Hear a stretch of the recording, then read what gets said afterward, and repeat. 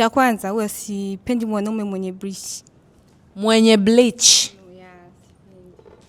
Yaani kwa amevaa yuko sawa, amevaa amependeza, kuvaa amependeza yuko sawa, lakini yani bleach tu mimi sipendi mwanaume ambaye mwenye bleach kichwani. Ila kipato chake huna shida nacho, muonekano wake huna shida na bleach tu.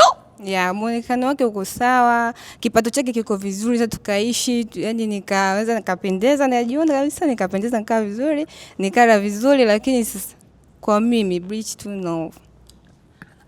Bro, bleach kitu kidogo. Hujasaliwa nayo hiyo kama rangi ya jogoo.